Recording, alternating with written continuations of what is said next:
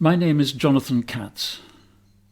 I teach at the University of Oxford, and I'm on the Board of Trustees of the Oxford Centre for Buddhist Studies.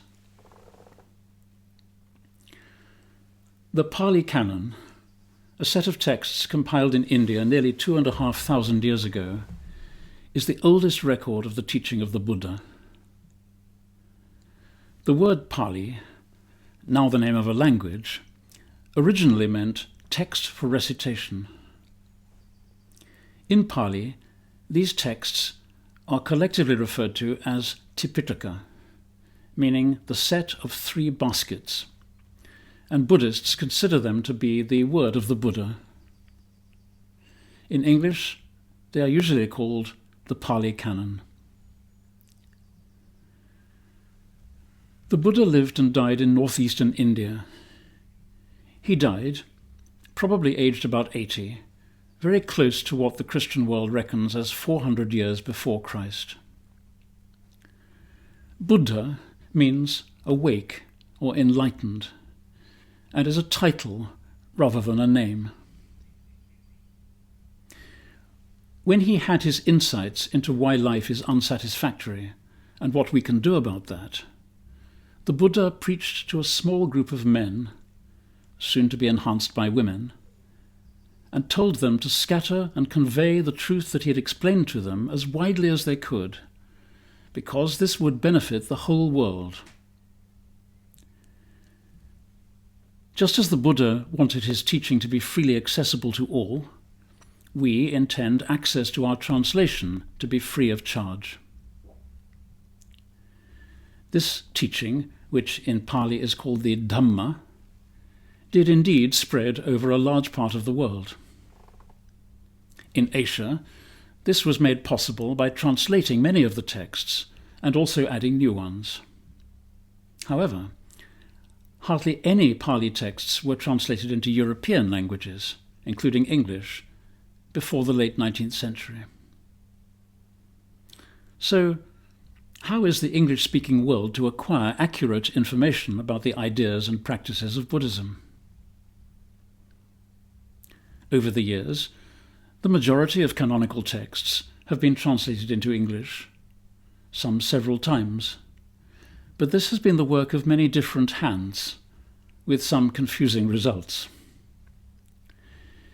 In Buddhist countries, those who study these texts, typically monks and nuns, use ancient commentaries which discuss difficult passages. But A, these too are in Pali, and B, few of them have ever been translated into English. So, we have embarked on the Pali Translation Project, PTP. For the first time, this will present English translations of all the canonical texts and Pali commentaries.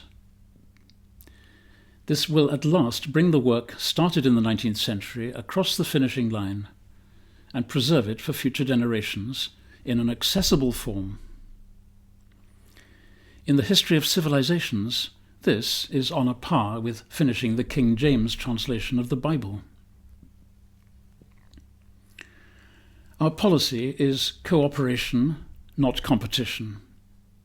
So, where good translations already exist, for example Sutta Central, we shall not duplicate that work, but direct readers to our predecessors. We shall annotate them where necessary. We shall also index our translations so thoroughly that readers can trace any topic through all canonical and commentarial texts. This has never been done before. Since many passages admit of more than one English translation, we shall not only draw attention to this, but also remain flexible and record advances in scholarly opinion. Copyrights will be made under the Creative Commons licenses for free public access, and to ensure both the quality of our product and the proper use of funds, our work will be overseen by the respected registered UK charity, the Oxford Centre for Buddhist Studies. In sum, this altruistic venture will publish a complete, digitally searchable version of the Pali Canon along with the digital English text. Not only that, the study of Pali has almost died out in the Western world. Few universities still offer it.